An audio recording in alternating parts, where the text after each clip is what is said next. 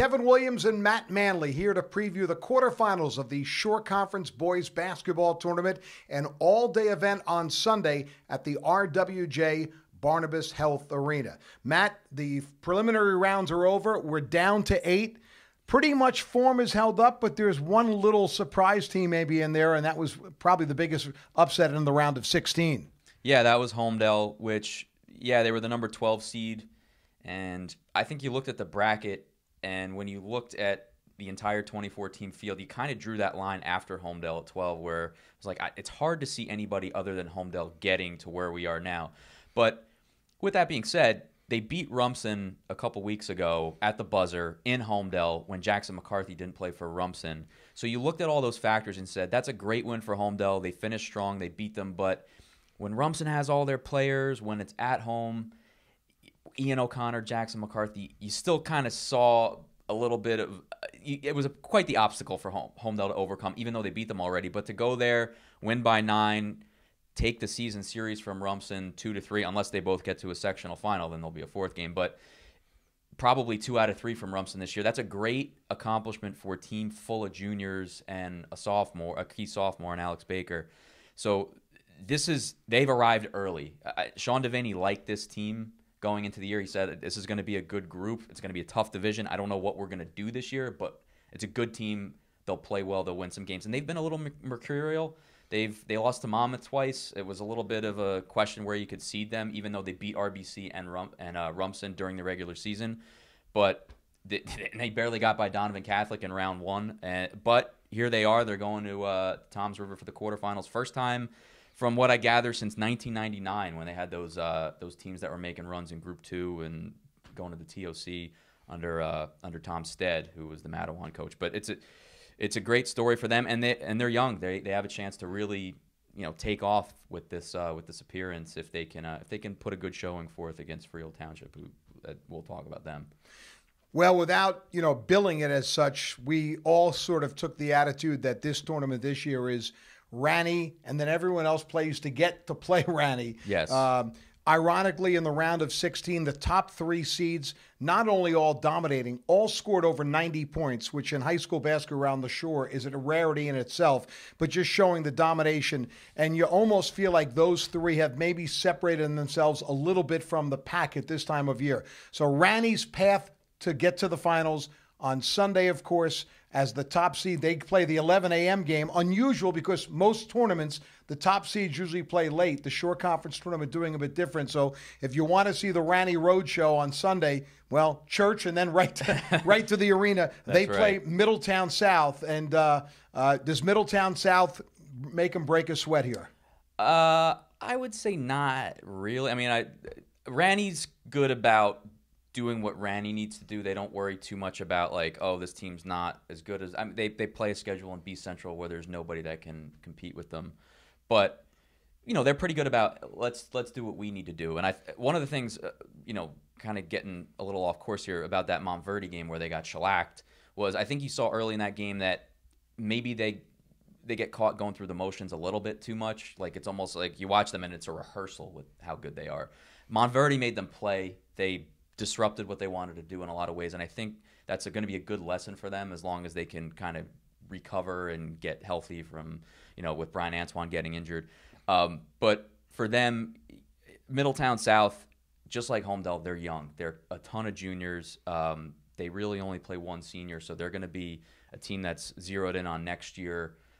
When it comes to the Shore Conference, they should have a pretty good opportunity to make a run and make some noise in CJ4 once the state tournament comes. But in this round, they had a good showing in the WOBM, so they have some familiarity in that building, and they can shoot. They've got a lot of different guys who can beat you. But yeah, that Ranney game is. I don't think you go in there. You go to the gym to win, but I don't think you walk out of there at the end of the day saying, "Oh man, we really thought we were going to win." You walk out of there saying, "We played a good game. And let's go to the state tournament and make some noise now." Because it's just, to ask a team of guys who basically none of them played varsity basketball last year, now you want to go ask them to beat a nationally ranked team. All due respect, they've had a great year. I don't see Ranney having too much trouble in that game, no. The second game of the day, which is on that same side of the bracket, the Holmdel team you just mentioned, taking on Freehold Township, a team that has really played well. Struggled a little bit early, got beat surprisingly early in the WOBM Christmas Classic, but has played very well, led by Greg Billups, and would certainly rate the role of favorite here, the 4-12 game. Is it a normal 4-12 game or maybe a little bit different? I look at just as like if you follow the NCAA tournament and you see a 12 seed win at one point and play a 4 seed, you kind of think, oh, they might have a shot. I don't know that Holmdel. I don't want to count Holmdel out because, like we said, they've kind of been an up and down team, and if you get an up performance from them, they might be able to give Freehold Township some real trouble. But I kind of look at Freehold Township as a version of Holmdel that's a year advanced. Yeah. Because they have a bunch of seniors. They're very well-rounded. You don't really see guys score 20 in a game for them. And they played each other in the regular season, and Freehold Township beat them by 20. They held them to 31 points. Now, again, maybe you get a better version of Holmdel on Sunday, but my feeling is that Freehold Township has a pretty distinct advantage in this one. They're playing so well. They have 3 losses this year. One of them is CBA at home. You know, like you said, they lost to RBC in the WOBM in a game that they got off to such a bad start, and then they got back in it and came up a little short. But yeah, I give Holmdel a chance. But the way Freehold Township's playing right now, I don't know that it's the best team they've had since they've won the Shore Conference tournament back in 2007. But it's the team with maybe the best opportunity to win something this year. CJ4 has Trenton in it, but they're not unbeatable, and this Freehold Township team's pretty good. Yeah, they're going to have to play Randy if they win, but they haven't been to a semifinal since they won the Shore Conference tournament, so that would be a big accomplishment for this team. So when you look at what's in front of them, they're 18-3. There's a lot there to go get for Freehold Township, and I think as long as they don't get too comfortable based on the fact that they handled Holmdel the first time around, I think they've got just kind of a better, more advanced version of Holmdel that's going to be hard for the Hornets to shoot down. We'll see if they can, though. It'll be interesting because Holmdel hasn't been there for a while, and it's always nice to see a new team maybe try to make some noise there. And the Patriots with a very deep roster. They can go pretty deep. On the other side of the bracket, where things seem to be a little more interesting, we get round 3 of Manasquan Red Bank Catholic. And they played a couple of weeks ago, and it was during the RBC struggle where they went through that bad streak at the end of the year, and Manasquan really walloped them that time. Do we expect to see anything different this time around? Yeah, your guess is as good as mine with RBC this year because they were so good, won 12 in a row, were 14-1. Then Rumson beat them for a second time, so they're sitting 14-2 with 2 losses to the same team, and all of a sudden the wheels start to come off a little bit. And I think that week off did them a lot of good because, you know, we talk about, like, at the beginning of the year with all their football players, like, oh, well, they might not have their legs at the beginning of the year. You think about it, maybe they hit that wall at any point. Maybe they had their legs at the beginning and they were still feeling okay after football season, and they just hit it at another point. Tyler Schmelz kind of dismissed that idea. Maybe that's just going on in my head. But, you know, he did think that week did them good, maybe just to get away from the 2-5 stretch. And he also brought up a good point. They've lost to good teams. Yeah. I think what was a little disconcerting from the outside observer was how lopsided some of those games were. I mean, Manasquan, you know, you talk about not breaking a sweat. Manasquan got through that first stretch and took it to him. CBA, same thing. CBA ran him out of the gym. But watching them yesterday, it looks like I think what they're committed to now is the defensive end. Like, they're going to have some hot and cold streaks offensively because they only put so many shooters on the floor at the same time. And I think teams have kind of given the outside shot to guys like Steve Lubisher, who's looking to drive, and Kevin Bauman, who's looking to get inside.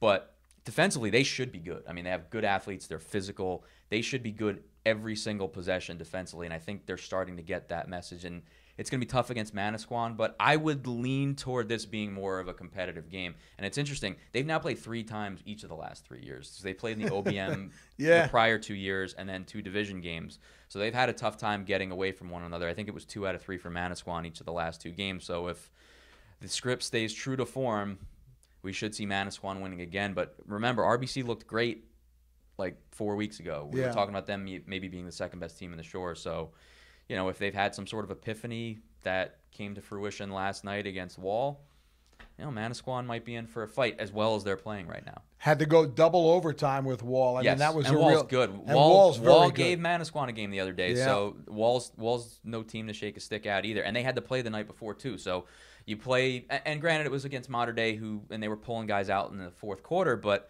you had to play the night before, and then you go to double overtime. The guys' legs were running low, whereas RBC had a week off to finish that game off. And then in the bottom half of that bracket, you have CBA, the 3rd seed, against number 6, Toms River North. Two teams really playing good basketball. The Mariners with a very, very long winning streak, and they get to play on their home floor. Yes, and I'm sure it drives a lot of teams nuts that they run into Toms River North as the road team, and they have to go play in their gym. Especially CBA. Like CBA has been a little hit or miss in that gym at times. They ran into Toms River North a couple years back where they had to play them on the road. That was a true home game for Toms River North. But yeah, what's so interesting about this game is, like you said, both teams are playing really well right now. CBA would be on a pretty long winning streak if it wasn't for the fact they lost at the buzzer to Elizabeth, who's undefeated this year. And meanwhile, you have Toms River North, who has the longest winning streak in the Shore at 16 games. And now they're going up against a team that is more like the marquee win they had in the streak, which was the Cherokee game. You know, when you're looking at their resume and seeding them in this tournament, it was like, okay, they beat Cherokee. And after that, it was like, all right, they beat Bishop Bar, who's a good team, but they play kind of a light GMC schedule to get to beef up their win total. And then you have A South, which had a pretty good first round showing, but I think you saw that the drop off, they don't have like another elite team that Toms River North is going to see in this round of the tournament. So I think we're really going to see what this team's made of. They got through Neptune, who's been playing really well themselves last night, and it's going to be interesting. I think it's a well-rounded team, another junior-heavy team that's got their eye. They really have their eye on next year, but they have an opportunity right now. You're playing CBA. They've had some rough games against CBA in the past, but they got a chance to do it, like you said, on their home floor, and I think it would be a good tournament showing if Toms River North, with a bunch of juniors and not a lot of starters back from last year, could knock off a senior-laden CBA team and get there. But, you know, on the subject of CBA, they're, like we've said, they're playing great. Scored 90 points the other day against the A South team. So they're tough right now. With 2,000-point scores, which is a rarity. Yeah. I think it's the first time. It's the first time they've had two from the same class do it. Yeah, they've had 20 kids do it. But it's pretty surprising. They've had teammates do it, but I guess when you have a program where up until the last few years, they didn't really start freshmen, so you'd have to get started as a sophomore, and you might be, you know, third banana when it comes to scoring, and yeah, you'd kind of have to wait till your junior year to really start filling it up. But these guys got a chance to play as sophomores on a young team, and Josh Cohen and Stephen Braunstein have been the guys there for 3 years now. And it's a pretty great accomplishment. And for a team that's really starting to come together, the young guys are starting to hit shots. They're starting to fill their roles. They're starting to build a bench a little bit. They're getting a little scary for teams if you're looking at, you know, teams in South Jersey Group 4, and even if you're Rennie. I mean, you can't really look past a team like CBA if it gets to that point, and you have underdog CBA, and they're playing the role of underdog. They got stuck with the 3 seed instead of the 2, and now they get to say, hey, we're playing on the road in this game against Toms River North, who's at 16 in a row. So they'll have that. And then if they win and Manasquan wins, they'll say, hey, this team, everybody thinks they're better than us. So you'll have the little engine that could CBA, which I know everybody loves to hear that. But yeah, they're going to be playing the role of nobody believes in us, which is dangerous.